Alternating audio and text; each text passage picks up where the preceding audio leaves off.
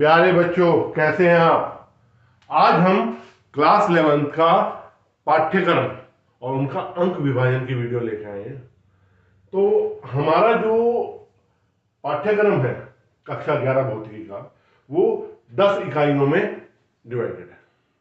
10 इकाइयां हैं इसमें, और इसमें 14 अध्याय हैं। तो हम इन इकाइयों का जो अंक विभाजन है उसको जानेंगे। पहली इकाई आती है इकाई 1, भौतिक जगत तथा मापन। भौतिक जगत तथा मापन, ये इकाई है आपकी 1। इसमें एक ही अध्याय है, मात्रक तथा मापन। दूसरी इकाई आती है शुद्ध गतिकी। इसमें 2 अध्याय हैं, सरल रेखा में गति, और अध्याय 3 है समतल में गति। इकाई 3 आपकी आती है गति के नियम, और उसमें अध्याय 4 है आपका गति के नियम। ये 3 इकाई मिलकर आपको मैक्सिमम मार्क्स कितने देती हैं? 23 मार्क्स इसको अलॉटेड हैं। इसका मतलब इकाई 1, इकाई 2 और इकाई 3 में से आपको 23 नंबर का प्रश्न पत्र में मिलेगा। अब शुरू करते हैं इकाई 4। इकाई 4 है कार्य, ऊर्जा तथा शक्ति। इसमें एक ही अध्याय है, अध्याय 5, कार्य, ऊर्जा तथा शक्ति। इकाई 5 में कणों के निकाय की गति तथा दृढ़पिंड।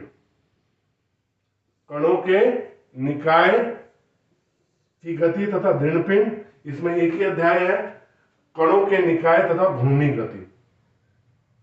और इकाई 6 है आपकी गुरुत्वाकर्षण। इसमें एक ही अध्याय है, गुरुत्वाकर्षण। इन 3 इकाइयों को जो मार्क्स अलॉटेड है 17 नंबर। इसका मतलब जो आपकी पुस्तक फर्स्ट है, बेसिकली मैं उत्तराखंड और एनसीईआरटी की बात कर रहा हूं। उत्तराखंड में हमें बुक फ्री मिलती है बच्चों के लिए, बच्चों को फ्री बुक दी जाती है, निःशुल्क वितरण होता है, उत्तराखंड सरकार निःशुल्क वितरण करती है। तो उसके अनुसार जो पहली बुक में है वो 23 + 17 40 नंबर का क्वेश्चन पेपर पहली बुक से सेट होता है। अब हम आते हैं किसमें? इकाई 7 में थोक पदार्थों के गुण। इस थोक पदार्थों के गुण इकाई 7 में 3 अध्याय हैं। अध्याय 8 ठोसों के यांत्रिकी गुण, अध्याय 9 तरलों के यांत्रिकी गुण, अध्याय 10 द्रव्यों के तापीय गुण। इकाई 8 ऊष्मागतिकी। इसमें एक ही अध्याय है, अध्याय 11 ऊष्मागतिकी। इकाई 9 आदर्श गैसों का व्यवहार तथा गैसों का अणुगति सिद्धांत, और इसमें अध्याय एक ही अध्याय है 12 अणुगति सिद्धांत। इस यूनिट को मतलब इकाई 7 से लेके और इकाई 9 तक कितने नंबर अलॉटेड है? 20 नंबर अलॉटेड है। ये पुस्तक सेकंड की बात कर रहा हूं। इसके बाद आती है इकाई 10 दोलन तथा तरंगे। इसमें 2 अध्याय हैं, अध्याय 13 दोलन, अध्याय 14 तरंगे, और इसको अकेली यूनिट को 10 मार्क्स डिस्ट्रीब्यूटेड है। तो आपका टोटल डिस्ट्रीब्यूशन हुआ 23 + 17 40, 40 और 20 60 और 1 70।